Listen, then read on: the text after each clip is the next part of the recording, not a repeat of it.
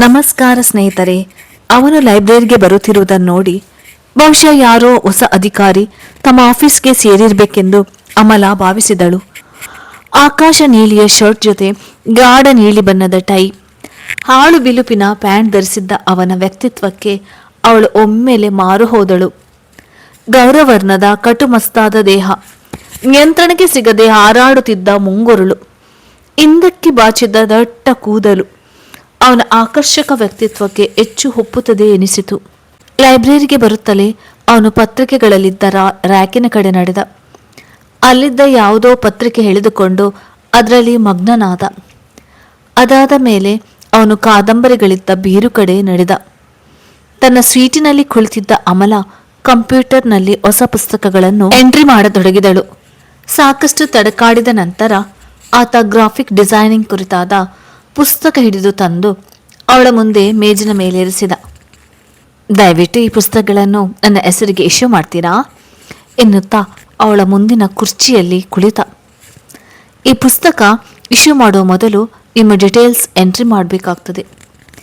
ನಿಮ್ಮ ಹೆಸರು, ಡಿಪಾರ್ಟ್ಮೆಂಟ್ ವಿಳಾಸ ಎಲ್ಲ ಈ ಫಾರ್ಮ್ನಲ್ಲಿ ತುಂಬಿಸಿ ಎಂದು ಅವನ ಮುಂದೆ ಒಂದು ಫಾರ್ಮ್ ತಳ್ಳಿದಳು ಅಮಲ.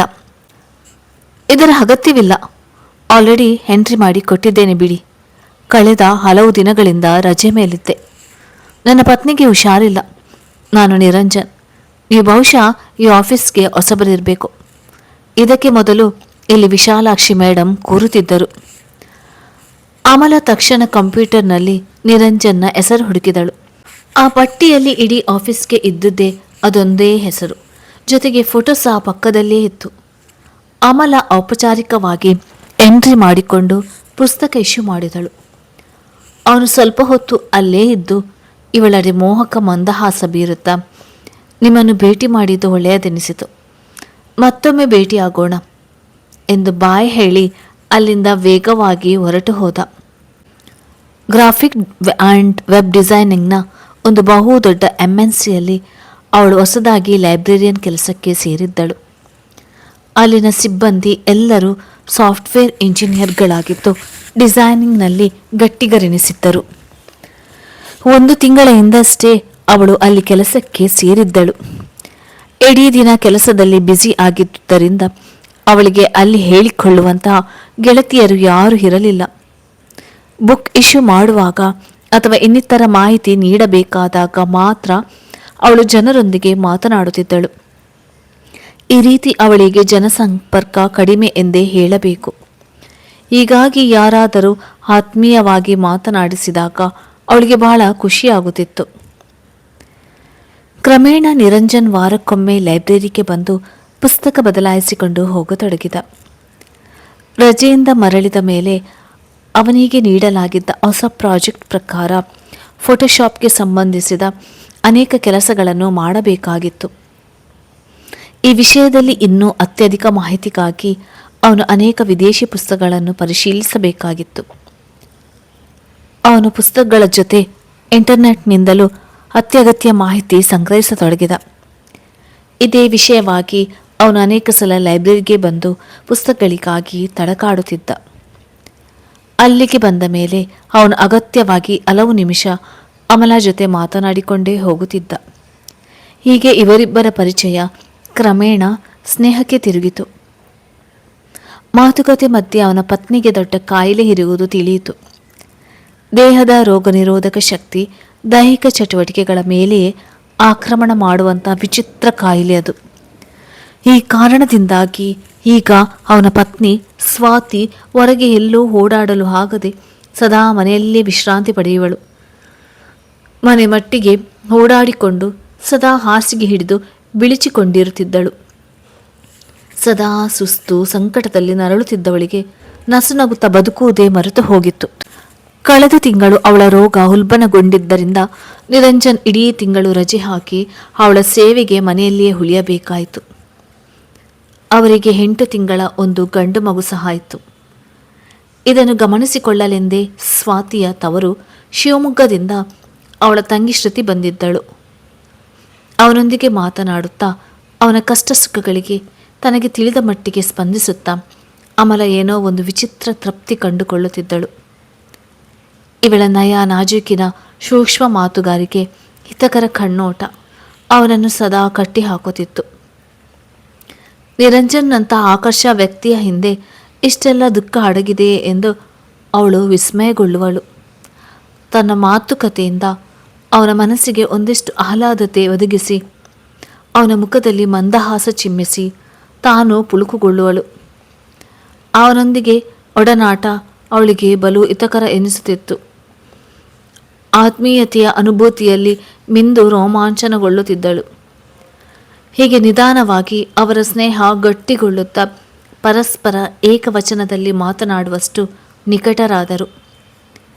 ಎಷ್ಟೋ ಸಂಜೆ ಒಟ್ಟಿಗೆ ಹೋಟೆಲ್ನಲ್ಲಿ ಕಾಫಿ ಕುಡಿದು ಒಂದಿಷ್ಟು ಹರಟೆ ನಂತರ ಬೀಳ್ಕೊಳ್ಳುವರು. ಆಫೀಸ್ನ ಯಾಂತ್ರಿಕ ಬಿಡುವಿಲ್ಲದ ದುಡಿತದ ಮಧ್ಯೆ ಈ ಸ್ನೇಹ ಅವಳ ಪಾಲಿಗೆ ಮರಳುಗಾಡಿನ ಒಯಸಿಸ್ ಎನಿಸುತ್ತಿತ್ತು. ನಿರಂಜನ್ ಜೊತೆ ಒಂದಿಷ್ಟು ಹೊತ್ತು ಕಳೆಯುವುದು, ಅವನ ಕಷ್ಟ ಸುಖ ಹಂಚಿಕೊಳ್ಳುವುದು, ಸಾಂತ್ವನ ಹೇಳುವುದು ಈಗ ಅವಳ ದಿನಚರಿಯೇ ಆಗಿ ಹೋಯಿತು. ಮನೆಗೆ ಹೋದ ಮೇಲೆ ಇದೇ ಗುಂಗಿನಲ್ಲಿ ಇನ್ನಷ್ಟು ಹೊತ್ತು ಕಳೆದು ನಂತರ ಅಮ್ಮನಿಗೆ ರಾತ್ರಿ ಅಡುಗೆ ಕೆಲಸ, ಇನ್ನಿತರ ಮನೆ ಕೆಲಸಗಳಲ್ಲಿ ನೆರವಾಗುತ್ತಿದ್ದಳು. ಸ್ವಲ್ಪ ಹೊತ್ತು ಬಿಟ್ಟು ಅಪ್ಪಾಜಿ ಆಫೀಸ್ನಿಂದ ಬಂದ ಮೇಲೆ ಎಲ್ಲರ ಒಟ್ಟಿಗೆ ಕಾಫಿ ಕುಡಿಯುವುದು. ನಂತರ ತಾಯಿ ಮಗಳು ಟಿವಿ ಮುಂದೆ ಕುಳಿತರೆ ತಂದೆ ಪೇಪರ್ ಅಥವಾ ಲ್ಯಾಪ್ಟಾಪ್ ಹರಡಿಕೊಂಡು ಆಫೀಸ್ ಕೆಲಸದಲ್ಲಿ ಮಗ್ನರಾಗುವರು. ಬಹಳ ದಿನಗಳಿಂದ ಬೆಳೆದು ನಿಂತ ಮಗಳಿಗಾಗಿ ಅವರು ಒಬ್ಬ ಉತ್ತಮವರನ ಹುಡುಕಾಟದಲ್ಲಿದ್ದರು.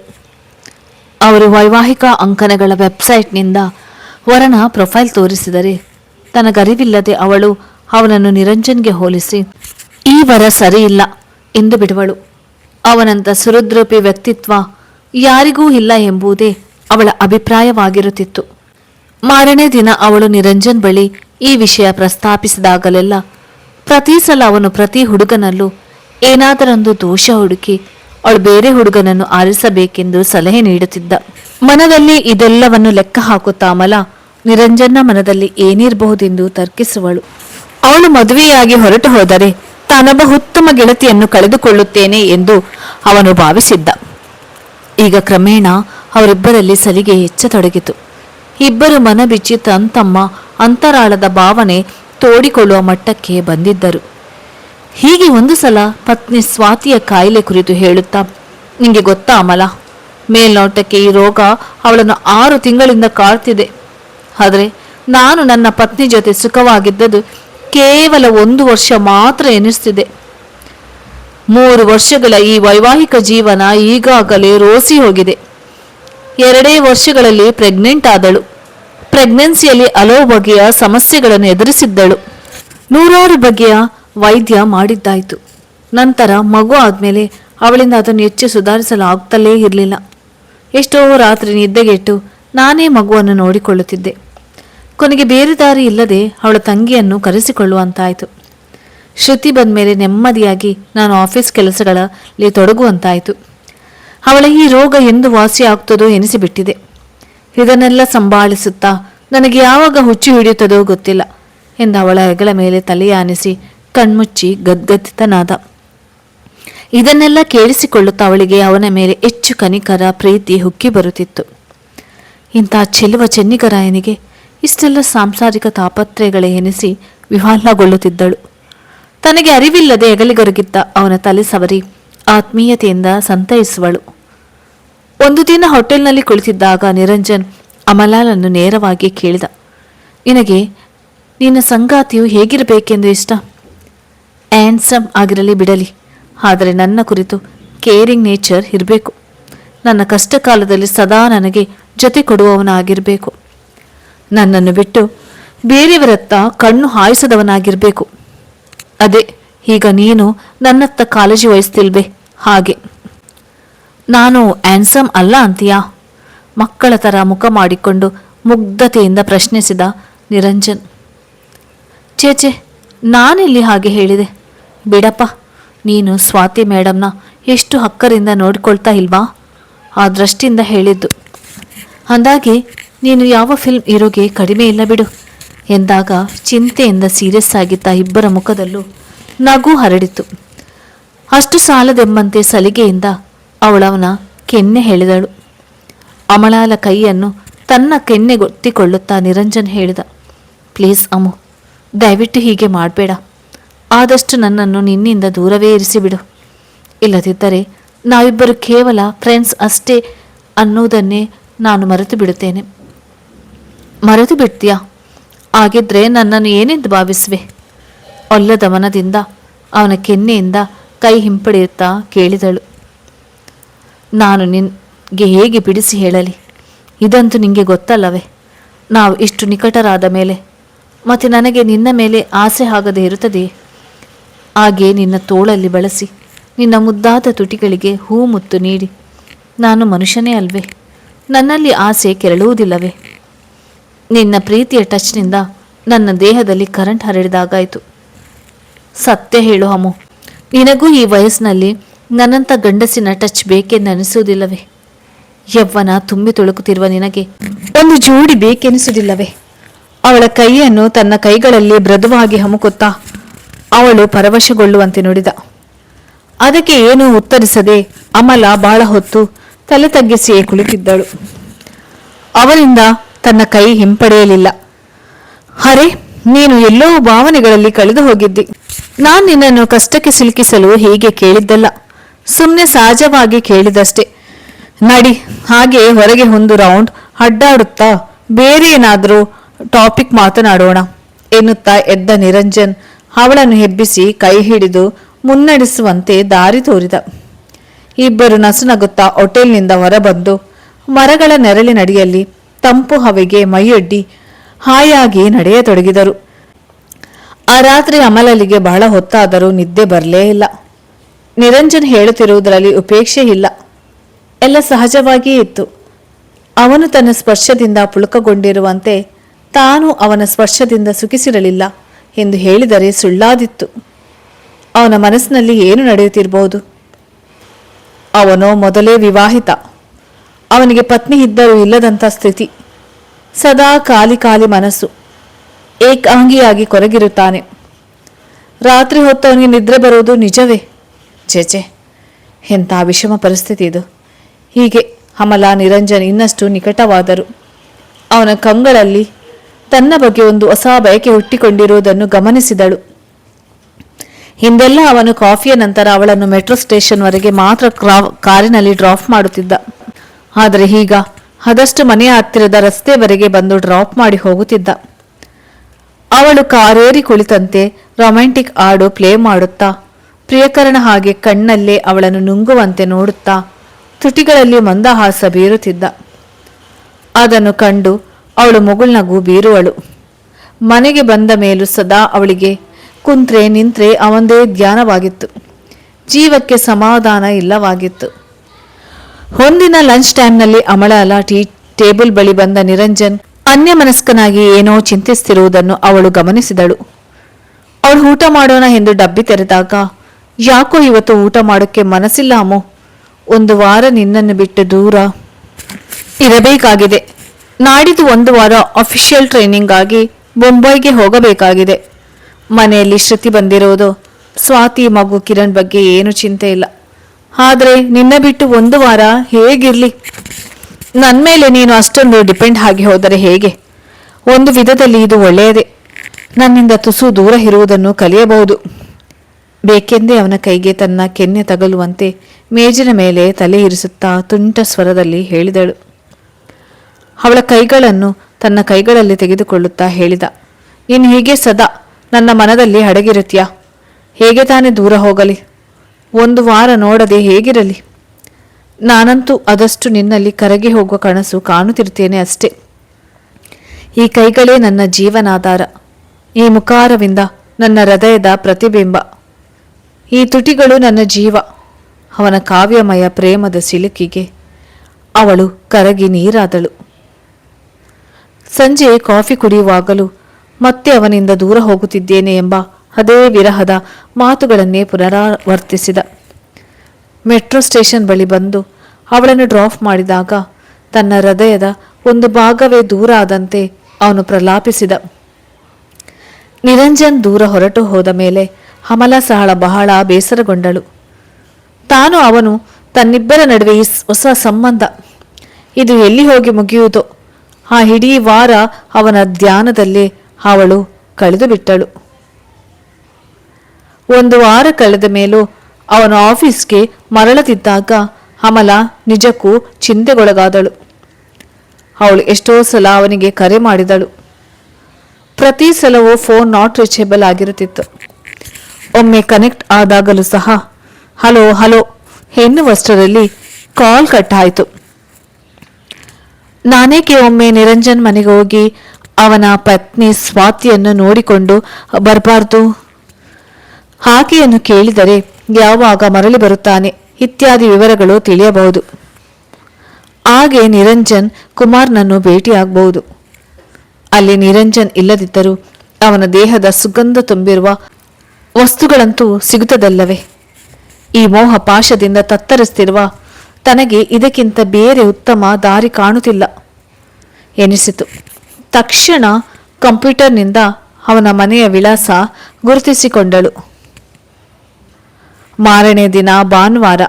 ಸ್ವಾತಿಗೊಂದು ಬೊಕ್ಕೆ, ಮಗುವಿಗೆ ಕೆಲವು ಆಟಿಕೆ, ಸಿಹಿ ಖರೀದಿಸಿದ ಅವಳು ಕ್ಯಾಬ್ ಬುಕ್ ಮಾಡಿಕೊಂಡು ನೇರ ನಿರಂಜನ್ನ ಮನೆ ಮುಂದೆ ಬಂದಿಳಿದಳು.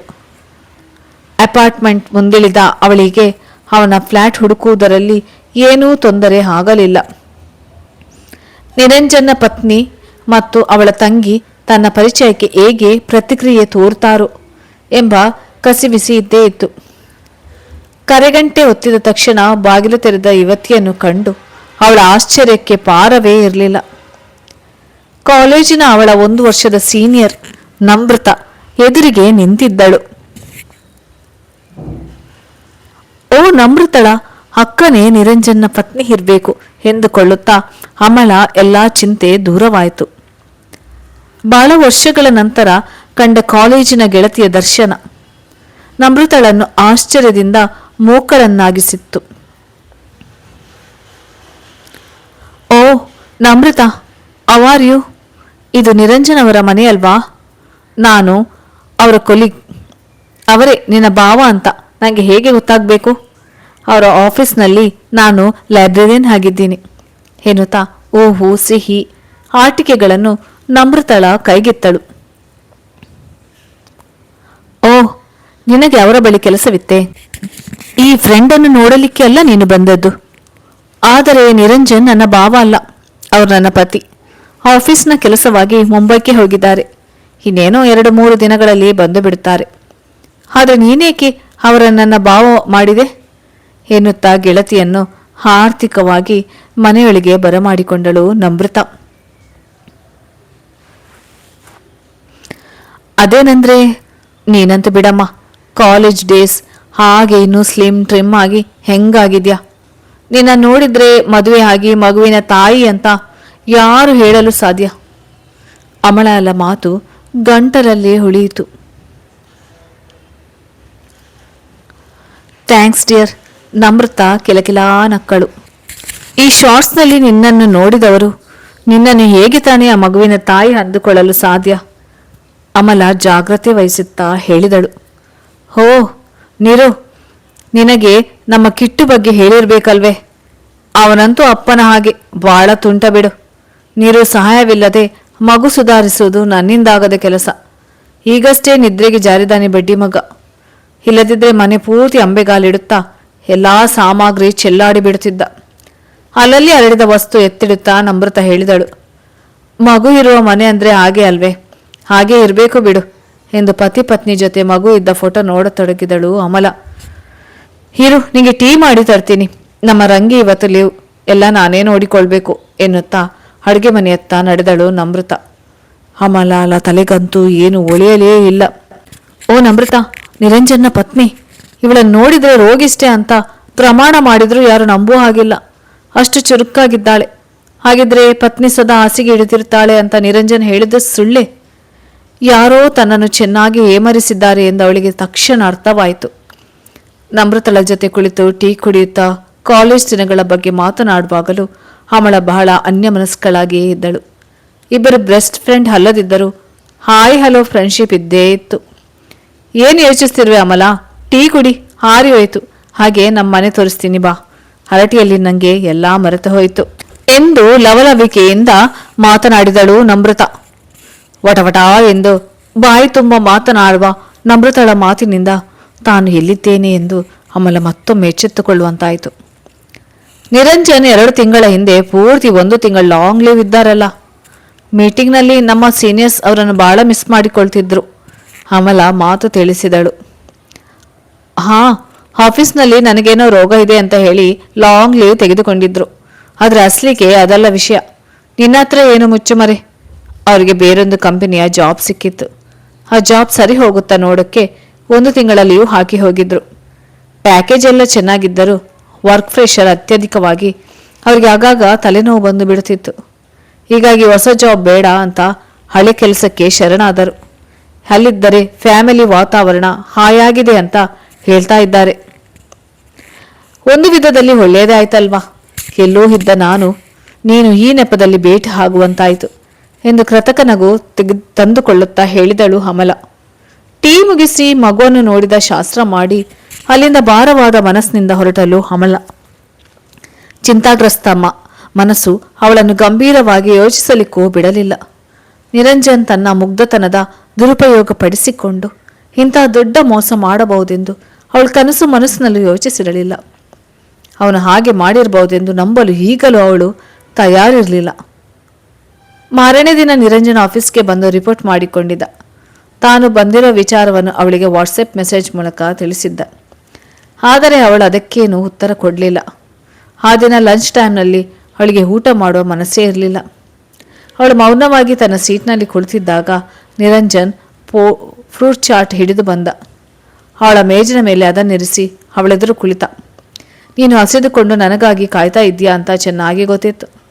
ಮೊದಲು ಈ ಚಾಟ್ ಸವಿದ ನಂತರ ಧಾರಾಳವಾಗಿ ಬೈತಿಯಂತೆ. ಅವನ ಮಾತು ಕೇಳಿ ಅವಳೇನೋ ಸುಮ್ಮನಿದ್ದಳು. ಆದರೆ ಮನದಲ್ಲಿ ಕೋಪದಿಂದ ಕುದಿಯುತ್ತಿದ್ದಳು. ಗೊತ್ತು ಬಿಡು, ನನ್ನ ಮೇಲೆ ಬಹಳ ಕೋಪ. ಎಂಥ ಮೋಸಗಾರ. ಸ್ನೇಹ ಮಾಡಿದೆ ಅಂತ. ಆದರೆ ನಾನೇಕೆಯಾಗಿ ಸುಳ್ಳು ಹೇಳಿದೆ ಅಂತ ನೀನು ತಿಳಿಯಬೇಕಲ್ವೇ. ಅದೇನೋ ಕಾರಣ ಇರಲಿ, ನೀನು ಮಾಡಿದ್ದು ಮಾತ್ರ ಅಕ್ಷಮ್ಯ. ಇದರಲ್ಲಿ ನನ್ನ ತಪ್ಪಿದೆ ಅಂತ ಒಪ್ಪಿಕೊಳ್ತೀನಿ.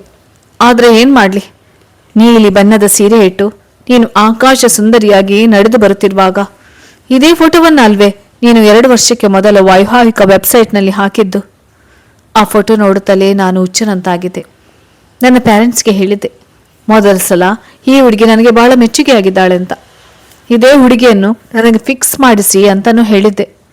ಆದರೆ ಶ್ರೀಮಂತ ಮನೆತನದ ಒಬ್ಬಳೇ ಮಗಳಾಗಿದ್ದ ನಮ್ರತ ನಮ್ಮ ಮನೆಯವರಿಗೆ ಒಪ್ಪಿಗೆ ಆದಳು. ಅವರ ಕಣ್ಣು ಕುಕ್ಕುವಂತೆ ಅವಳ ಆಸ್ತಿ ಇತ್ತು. ಹೀಗಾಗಿ ಅವಳನ್ನು ನನ್ನ ಕುತ್ತಿಗೆಗೆ ಗಂಟು ಹಾಕಿದರು.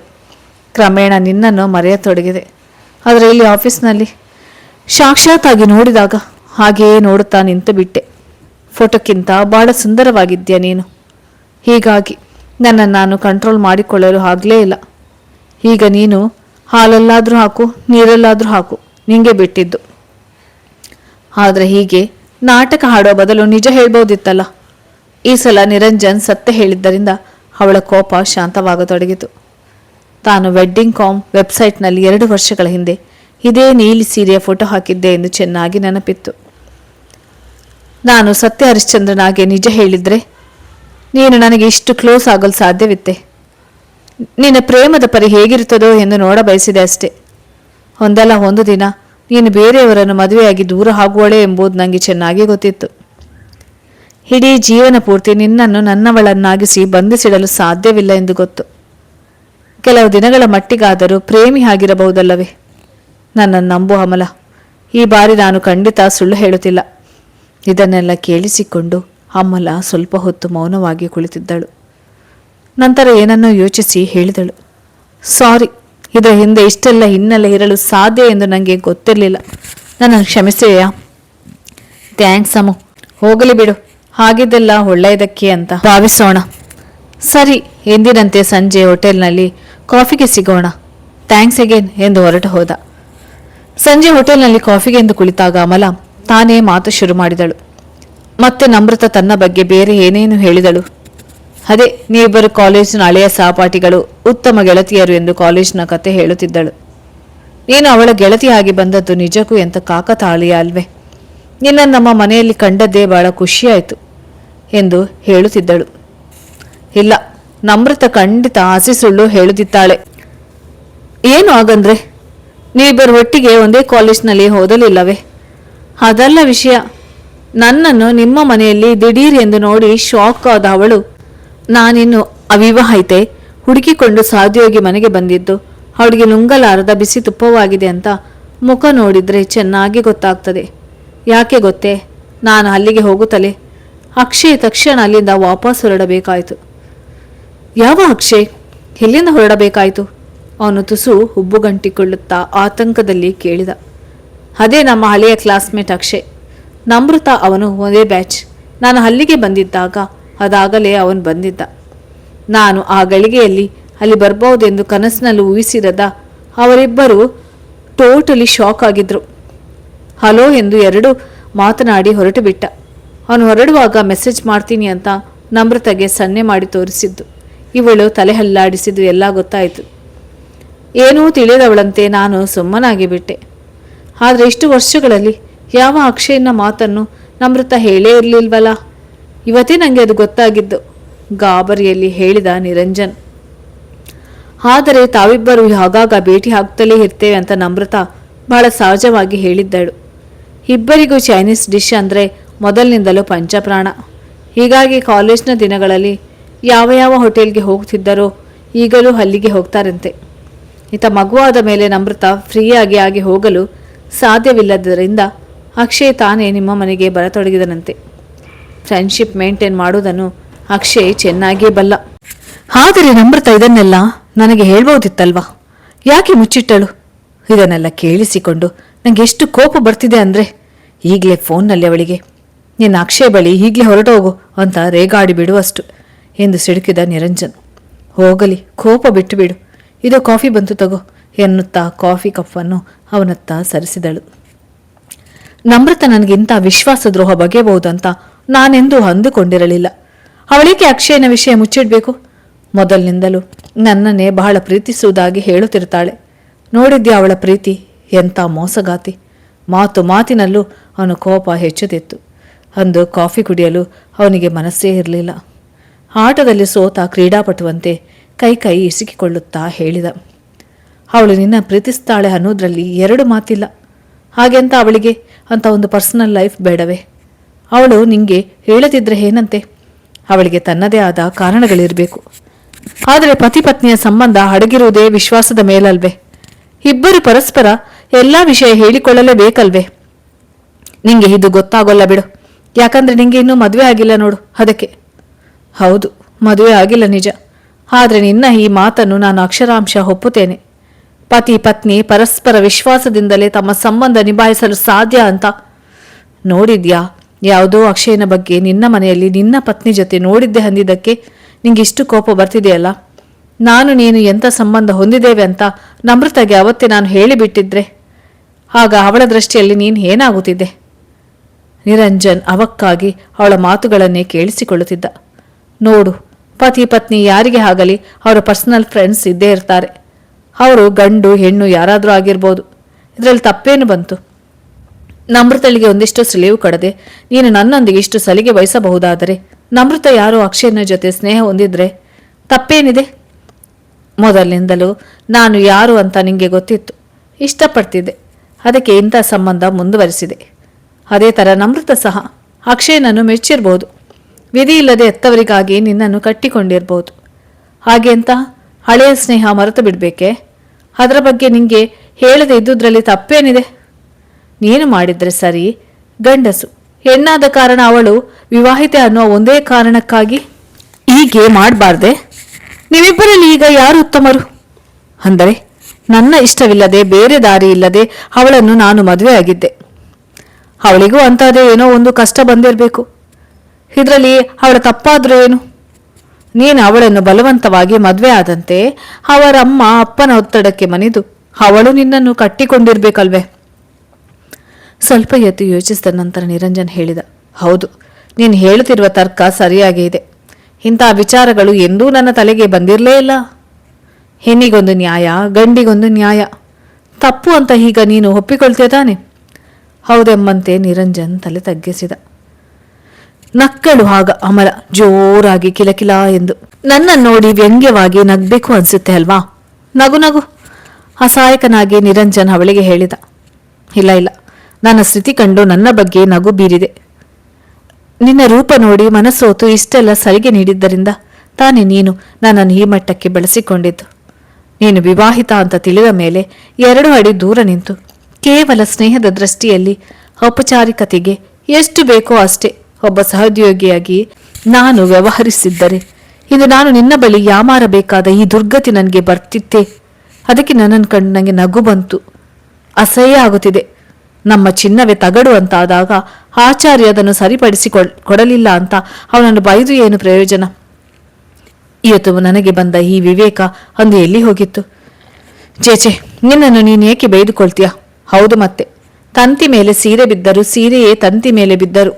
ಅದ ನಿಧಾನವಾಗಿ ಬಿಡಿಸಿಕೊಳ್ಳಬೇಕೆ ಹೊರತು ಹಿಡಿದು ಜಗ್ಬಾರ್ದು. ಹರಿಯುವುದು ಸೀರೆಯೇ. ಹೆಣ್ಣಿನ ಸ್ಥಿತಿಯೂ ಅಷ್ಟೇ. ಅದರಲ್ಲಿಯೂ ಮುಖ್ಯವಾಗಿ ಆ ವಿವಾಹಿತ ಹುಡುಗಿಯರದು. ನನಗೆ ವಿವೇಕ ಸರಿ ಇದ್ದಿದ್ರೆ ಇನ್ನಿಷ್ಟೆಲ್ಲ ಅನುಭವಿಸಬೇಕಾದ ಕರ್ಮ ನನಗೆ ಯಾಕೆ ಬರ್ತಿತ್ತು? ಅಷ್ಟು ಮಾತ್ರವಲ್ಲ, ಅಕ್ಷಯ್ ಕೇವಲ ನನ್ನ ಕಲ್ಪನೆಯ ಪಾತ್ರ ಅಷ್ಟೇ. ನಮ್ರತ ದೇವರಾಣೆಗೂ ಗಂಗೆಯಷ್ಟೇ ಪರಿಶುದ್ಧ ಮನಸ್ಸಿನವಳು ಎಂದು ಯಾವ ಪರಪುರುಷನನ್ನು ಕಂಡು ಮರುಳಾದವಳಲ್ಲ. ನಿನ್ನನ್ನು ಕಾಯ ವಾಚ ಮನಸ ಪ್ರೇಮಿಸುವ ಆರಾಧಿಸುವ ಧರ್ಮಪತ್ನಿ. ಆದರೆ ಅವಳ ಮುಂದೆ ನೀನು ಚೇಚೆ ಹೊಲಸು ಕ್ಯಾರೆಕ್ಟರ್ ನಿಂದು. ಅಂದರೆ ಅಕ್ಷಯ್ ಕುರಿತು ನೀನು ಇಷ್ಟು ಹೊತ್ತು ಹೇಳಿದ್ದೆಲ್ಲ ಕೇವಲ ಕಲ್ಪನೆ ಅಷ್ಟು ಮಾತ್ರವೇನು? ಇನ್ನೇನು ಮತ್ತೆ? ನೋಡಿದ್ಯಾ ನಿನ್ನ ಧ್ವನಿಯಲ್ಲಿ ಅದೆಷ್ಟು ಸಂತಸ ತುಂಬಿಕೊಳ್ಳುತ್ತಿದೆ ಅಂತ? ಇದನ್ನೇ ಗಂಡಂದಿರ ಬುದ್ಧಿ ಅನ್ನೋದು. ನನ್ನ ಹೆಂಡತಿ ಮಾತ್ರ ನನಗೆ ಪರಿಪೂರ್ಣ ಪರಿಶುದ್ಧಳಾಗಿರಬೇಕು ಅಂತ ಪ್ರತಿಯೊಬ್ಬ ಗಂಡನ್ನು ಬಯಸುವ ಹಾಗೆ ಹೆಂಡತಿ ಬಯಸಿದರೆ ತಪ್ಪೇನು? ಮಾನಸಿಕ ವ್ಯಭಿಚಾರ ಯಾರೇ ಮಾಡಿದರೂ ತಪ್ಪು ತಪ್ಪೇ ಅಲ್ವೇ? ಈ ವಿಷಯ ನಿನ್ನ ತಲೆಗೇರಲಿ ಅಂತಾನೆ ಹೀಗೆ ಮಾಡಿದೆ. ನಿನ್ನ ತಪ್ಪು ಏನು? ನಮೃತ ಮುಂದೆ ನೀನೆಂತ ಅಪರಾಧಿ ಅಂತ ಈಗಲಾದರೂ ತಿಳಿಯುತ್ತೆ. ಇನ್ನು ಮುಂದಾದರೂ ಎಂದೂ ಯಾವ ಹೆಣ್ಣನ್ನು ಆ ದೃಷ್ಟಿಯಲ್ಲಿ ನೋಡಬೇಡ. ಹಾಗಿದ್ದು ಆಯ್ತು. ಇನ್ನಾದರೂ ನಮೃತಳಿಗೆ ಆದರ್ಶ ಪತಿಯಾಗಿ ಅವಳನ್ನು ಸದಾ ಸರ್ವದಾ ನಿನ್ನವಳನ್ನಾಗಿ ಕಾಪಾಡಿಕೊ. ಒಂದೇ ಒಂದು ಕ್ಷಣದ ಆವೇಶದಲ್ಲಿ ಅಂದು ಈ ಎಲ್ಲ ವಿಷಯ ನಮೃತ ಮುಂದೆ ಹೇಳಿಬಿಟ್ಟಿದ್ರೆ ನಿನ್ನ ಸಂಸಾರದ ಗತಿ ಏನಾಗ್ತಿತ್ತು? ಆ ಶ್ರೀಮಂತರ ಹುಡುಗಿ ಒಂದು ಕ್ಷಣದಲ್ಲಿ ನಿಂಗೆ ಸೋಡಾ ಚೀಟಿ ಕೊಟ್ಟು ಮಗು ಜೊತೆ ಹೋಗಿ ಬಿಡ್ತಿದ್ಲು.